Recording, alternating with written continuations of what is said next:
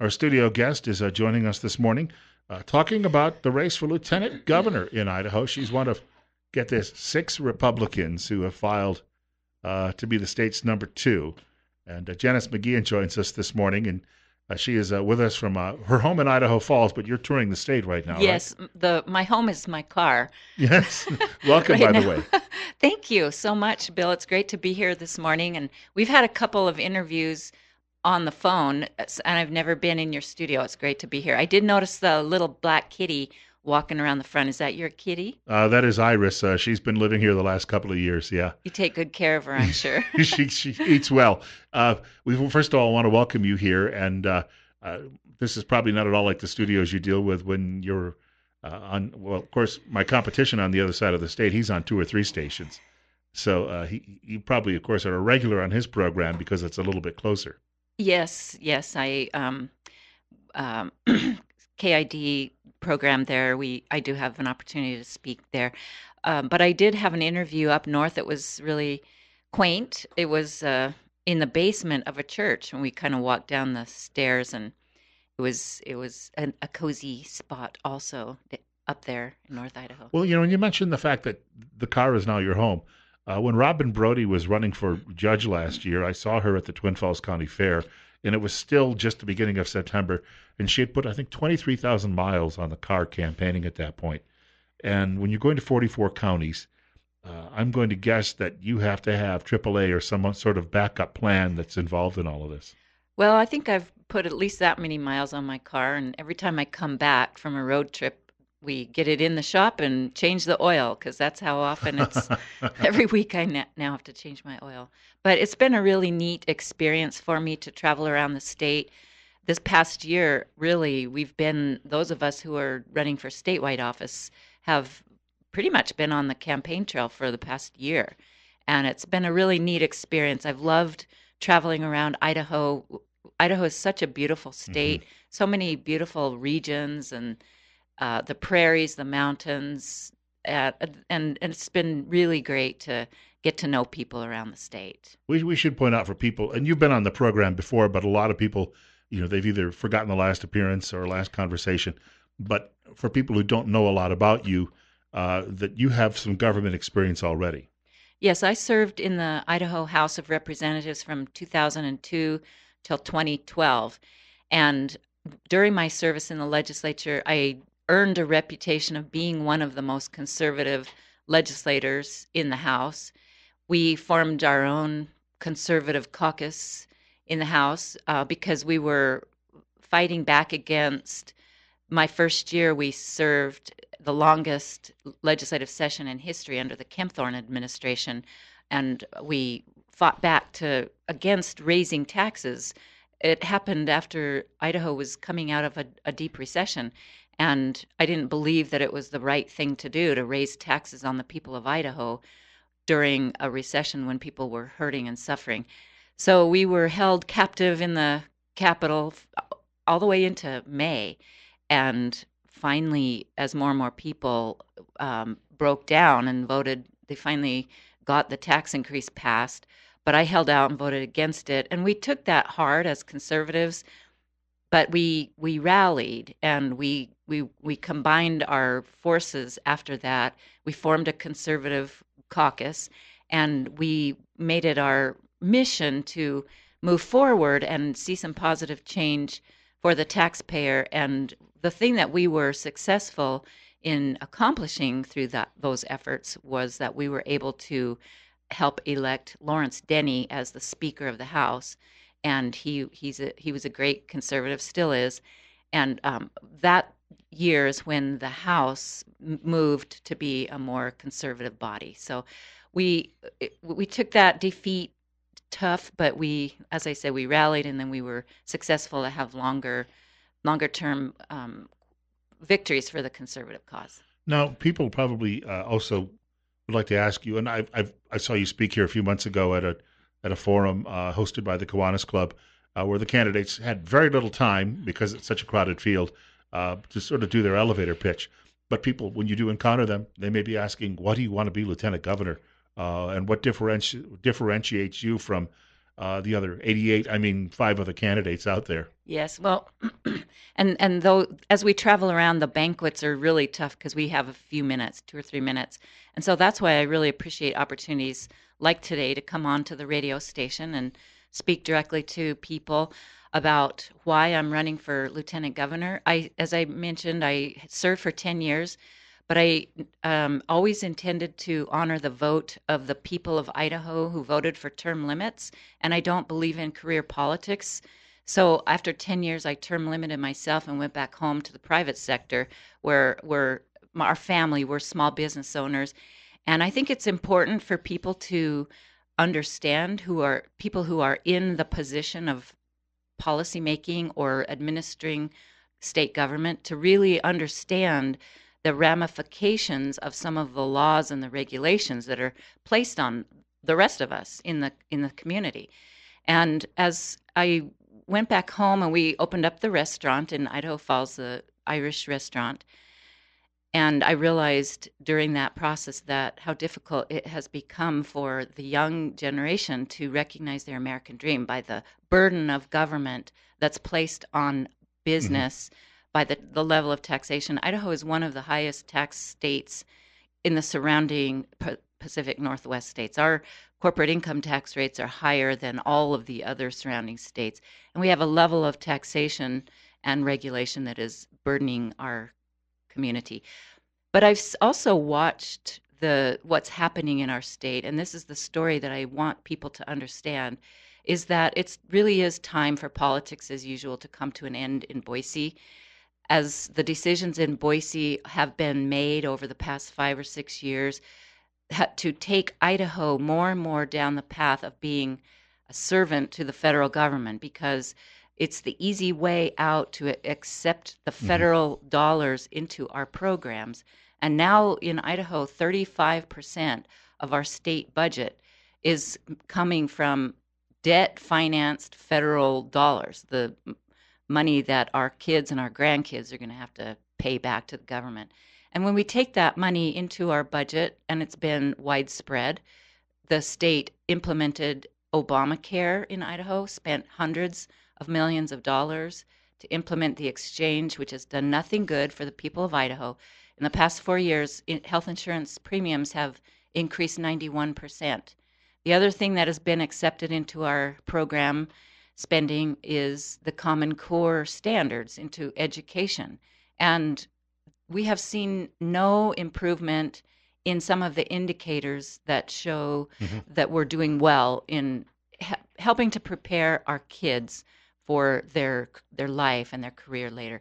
So because of this, these decisions that have been made and taking us further down the road, I think it's time for for us to push back against that, stop taking the easy route, work together with legislative leadership and our next new governor and smart people all around the state to help solve our own problems the Idaho way and not the way the federal government dictates We- us. We've got, I believe, a caller, and I just want to point out Janice McGeachin is our guest this hour of the show, and we're at 9:15. She is a candidate, one of 6 Republicans running for lieutenant governor in Idaho.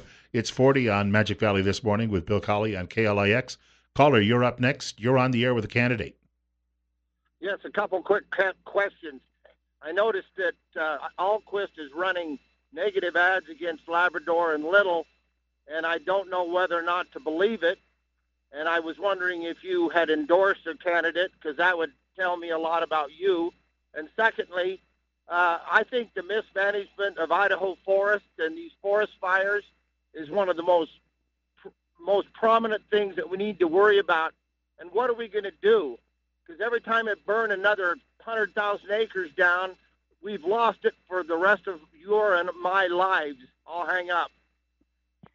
Thank you so much for that question. Those two questions. I'm going to address the second one first because that is such an important issue.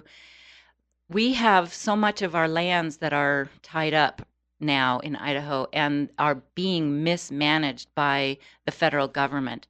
My position is that according to the intent of our founding fathers and with the protection of our Constitution, those lands that are within the boundaries of the state of Idaho belong to the state of Idaho. And then the decades ago, the K Street swamp got their grubby little fingers into our lands, and they've been mismanaging them ever since, to the detriment of the Idaho citizens. We're sitting on a pot of gold in Idaho.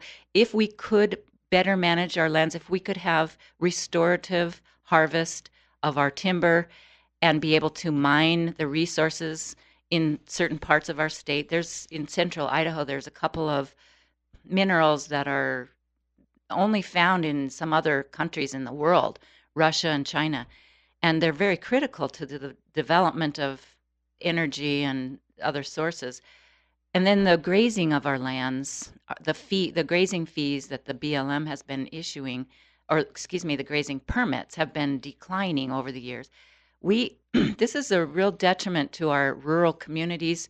Our schools are not being funded properly because of this, and our rural communities are really suffering. So we need to be much more proactive. We need to have leadership that will push back against the federal government, that will work with the Trump administration. And as we've seen the Trump administration being more willing and conducive to work with the state of Utah. And so that's where I think we have a great opportunity. And as one of the Trump delegates on behalf of the state of Idaho, I would welcome that opportunity to work with the Trump administration and be more proactive and work hard to help reclaim our prosperity by being able to responsibly manage our resources on our land. The first question that you asked about the negative campaigning, I've heard a lot of concern about that, and I it's not my style. I don't believe in negative campaigning. I believe that it's my responsibility to give the voters a reason to vote for me, give them enough of a information or a reason to vote for me that I'm the best candidate, not to attack my opponents. So I don't know how well that's going over in the state. I have heard some concern about it. As far as which governor, I have not publicly endorsed any of the candidates at this point. None of the campaigns have. I will say, though, that I did serve with two of the gentlemen. We have three fine, talented men running for governor. Two of them I did serve with, Senator Little and Representative Labrador. Labrador and I had a very similar voting record. He and I both worked together in this conservative caucus that we formed. And I would say that my government philosophy is most aligned with his. And I know one time we were chatting just in a social event, and you had mentioned too that you were very close politically with Russ Fulcher. Yes. During his days, legislative days as well. Yes. We need to take a short break. It's remember, the winner of this primary ends up having to work with whoever wins the primary for governor too. 20 minutes after 9 o'clock. Janice McGeachin is joining us in studio. We've got more with a candidate coming up in just a few minutes. On Magic Valley This Morning with Bill Colley on News Radio 1310, KLIX and newsradio1310.com. Our studio guest is Janice McGeachin. She is one of 6 candidates on the Republican Party line who is running for lieutenant governor in Idaho. And I do want to point out you're listening to Magic Valley This Morning on News Radio 1310, KLIX and newsradio1310.com. It's 39. We're at 923. Bill Colley handling the telephones. And I bring that up because the telephone number is 208-736-0300. If you have a question or comment for the candidate, 208-736-0300. The candidate mentioned earlier in the program that she owns a small business. She actually owns several small businesses, if I recall. Your family has 3 or 4 businesses that you operate in eastern Idaho. And a lot of people out there, I think, sometimes overlook the fact that small business is really where most job creation happens in this country. It's not necessarily happening at a big corporate level, but when the president last night at the Republican dinner, congressional dinner, I think he said that we'd created 3 million new jobs. Most of those have been through small businesses, right? Yes. And I think the statistics are that 90% of the new jobs that are being created are from small businesses. And that you asked a question earlier, what distinguishes me from the other candidates in this position, and that I would say that is what I have to bring to the table over the other candidates, is that I am the candidate who knows how to actually create new jobs, maintain Idaho companies, build them and maintain Idaho companies, and provide good paying jobs and opportunities to multiple families across the state.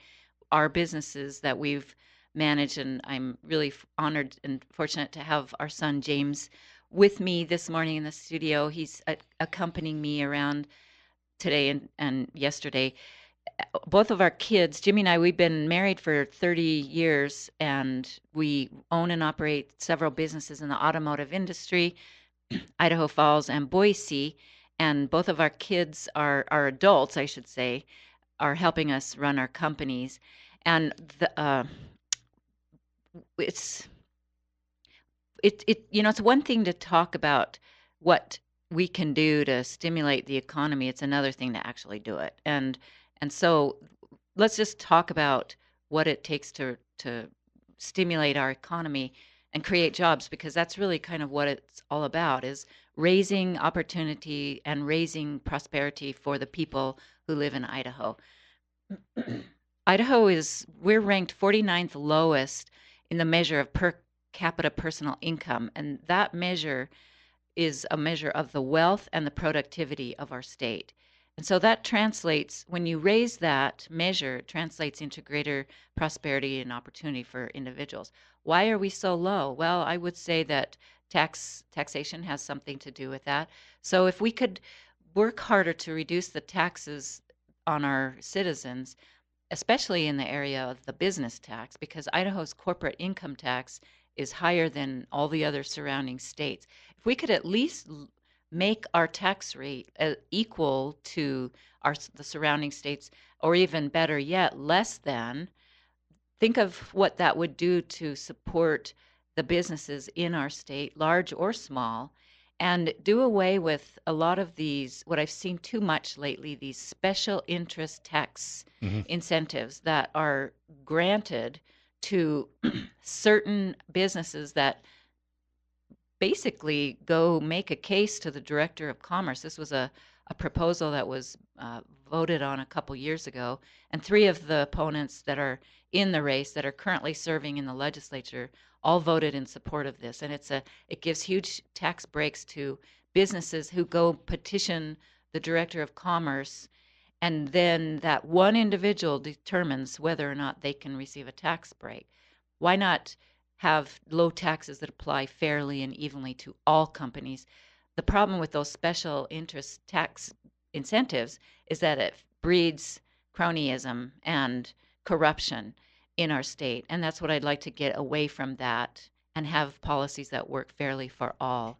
You know, when you referenced the fact that you talk a little bit about how we compare with business taxes with neighboring states, and I don't have to drive too far.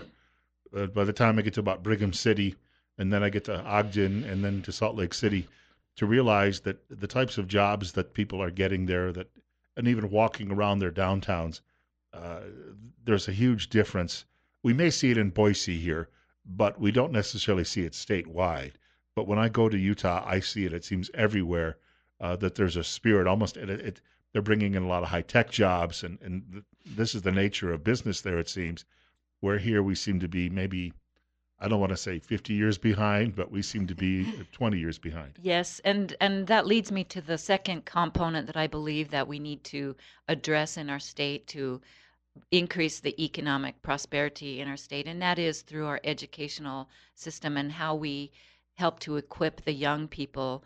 There's just too much focus, in my opinion, on the traditional track to go to a 4-year college, and there's been millions and millions of dollars that have been spent to help encourage. We have a low go-on rate where the students in high school, it's only like 60% of our students that graduate from high school go on to college, and so often when they do go on to college, they don't complete their college, or they come out with excessive debt from their education, and then they're not able to find jobs because so many of the jobs that are available today don't require a 4-year degree. Hold on to that thought. We've got to take a break. It is coming up on 9:30. Janice McGeachin is our guest in the studio. She is a Republican candidate for lieutenant governor in Idaho. We're at 41. Bill Colley as well on Magic Valley this morning on News Radio 1310 KLIX and newsradio1310.com.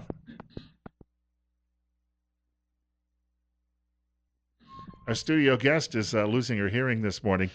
Janice McGeachin. I had the music really loud there. I apologize for that. Great song, though. Yeah. But, like the rest of us, you've been dealing with some respiratory issues, and you don't get a lot of time on a campaign to take 3-4 days to just go home, sit on the couch, and rest up. No. When I am home, it's rare, and I have a day here and there, and it's just really nice to sit and relax and enjoy the time down.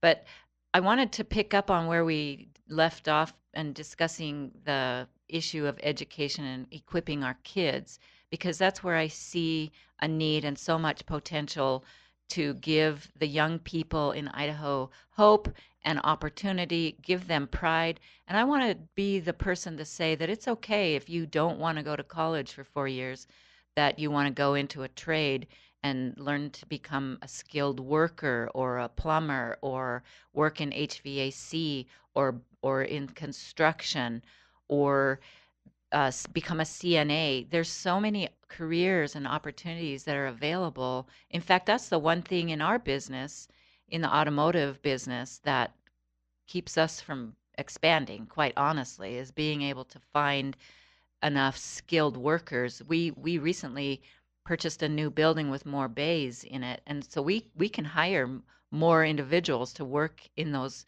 slots and bring more business. It's going to help our company. It's going to help our community, but we just can't find the skilled workers. So I know from firsthand experience that that's the only thing that prevents Idaho companies from really growing. And I've seen that across the state as well. As I travel around the state in Grangeville, there's a small manufacturing company that they make the chain, the tool that cuts the blade that cuts the trees and shears them off. And they have lots of big pieces of equipment that they needed skilled workers for. They couldn't find them. And they, on their own, they worked with the school district and North Idaho College to provide an apprenticeship program.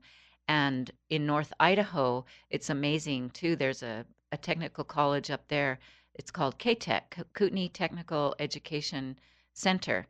And they partner with the high schools up there, and they get students as juniors in high school, get them into the program, and it's a 2-year program, junior and senior of high school, that when they're completing their programs, and they have about 10 programs, they all come out with a certificate and are able to earn anywhere between $13 to $18 an hour upon graduation of high school. And that's really awesome. And these kids are so proud of what they're learning, and they go back to their high school half of the day and they wear a shirt that has the KTEC logo on it, and it's a prestigious opportunity. Those students that are going through that program are really looked up to from their peers at school. And that's a really neat thing to see, the look on those young people's face, that they feel good about themselves and they know that they have an opportunity. And the placement upon the graduation in these fields is pretty much 100% placement. Wanted to mention Janice McGeachin is joining us in the studio, and she is one of 6 Republicans campaigning for the May primary for Lieutenant Governor in Idaho. Bill Colley with you as well this morning on Magic Valley this morning on News Radio 1310 KLIX and newsradio1310.com. It's 41. We have about a minute before the next break. The candidate is here until 10 o'clock, so after the break, if you have a question or comment, feel free to give us a call at 208-736-0300. A minute or so before the break, and I wanted to say the winner of this primary, and I know if you're in politics, you never take anything for granted, but this is Idaho, and the Republican primary is often viewed as pretty much being the general election. Now, there will be candidates who will be on the ballot from the other party, but registration in this state definitely favors Republicans. But the campaign does not end if you win in May, right? If the campaign really ramps into overdrive. No, it won't. And I look forward to that opportunity to move forward towards the general election and have the debates and the forums and the conversation with the person who is running on the Democratic platform, because I think it's really great.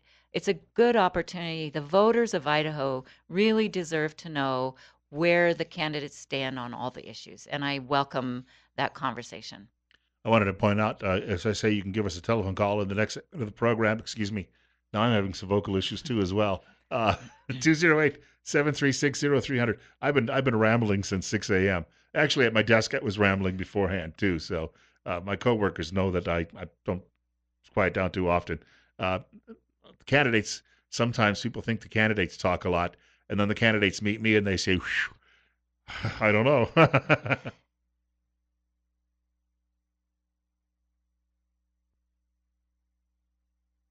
Our studio guest is Janice McGeachin. She is a candidate for lieutenant governor in Idaho.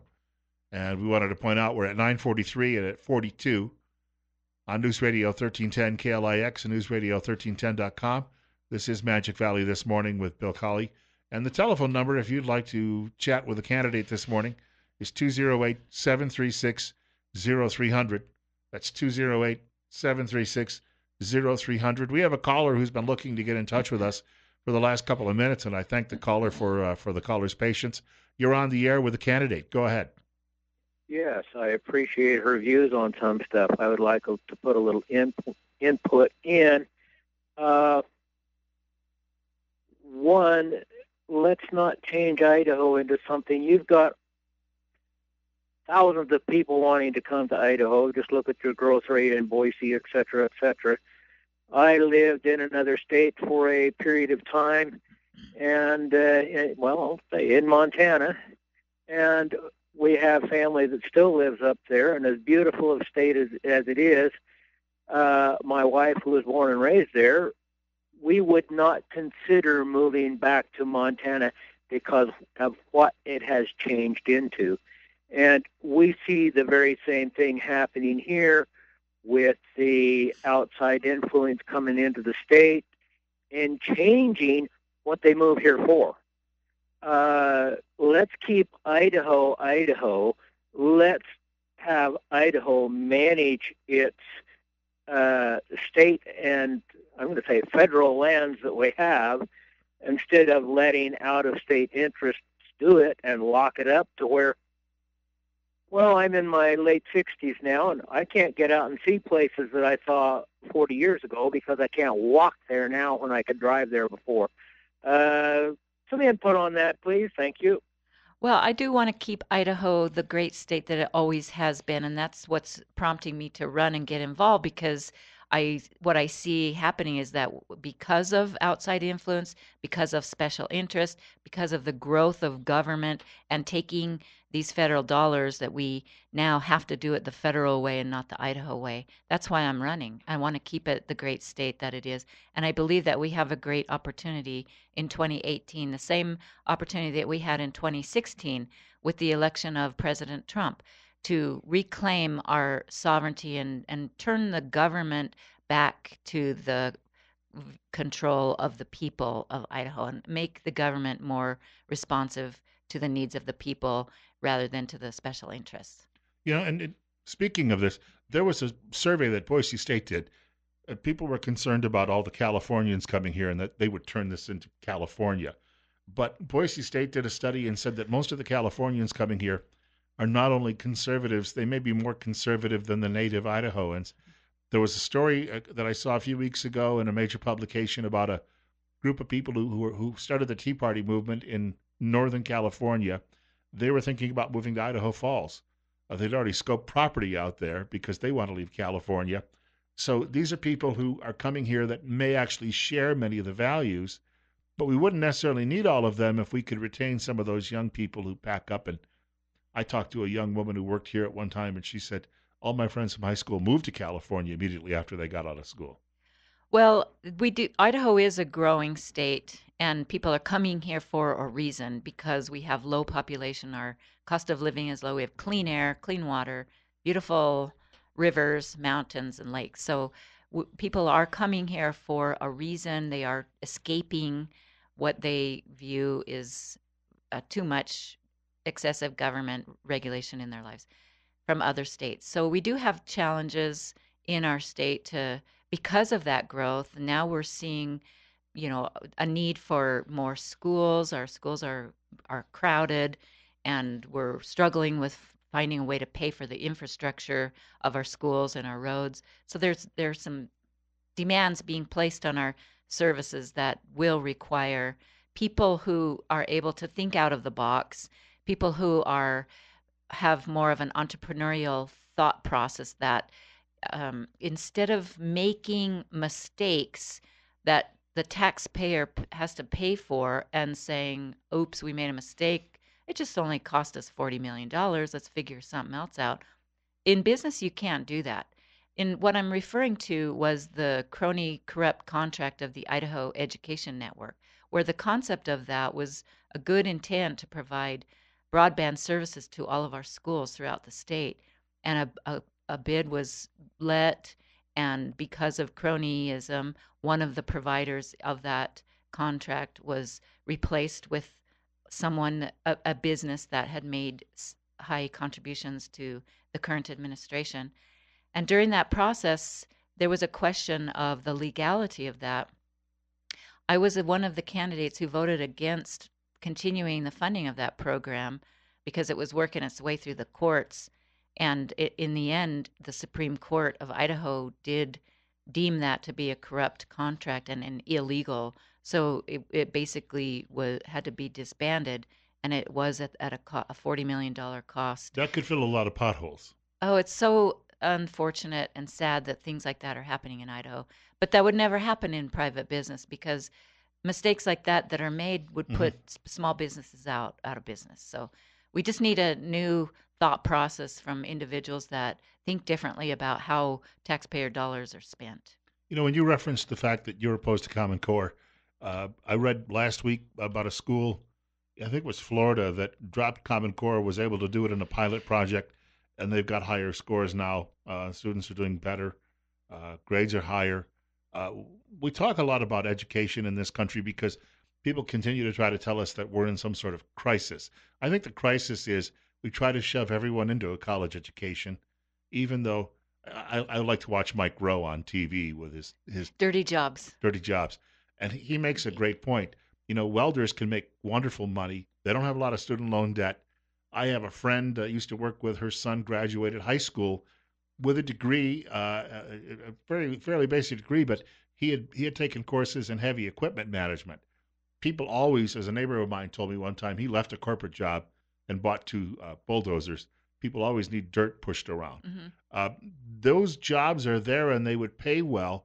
The problem is trying to find people to fill those jobs, and we just don't necessarily have those people available. Well, because it goes back to that we're not properly equipping the students, and we also need to make it more socially acceptable to take those jobs. It seems like our society has the wrong attitude about those jobs, and that's why I want to be able to be the person to say that it's really cool if you choose that you don't want to go on to your 4-year degree, and I'm not meaning to discourage that from people because that's what I received, and our grown adult children both received their degree.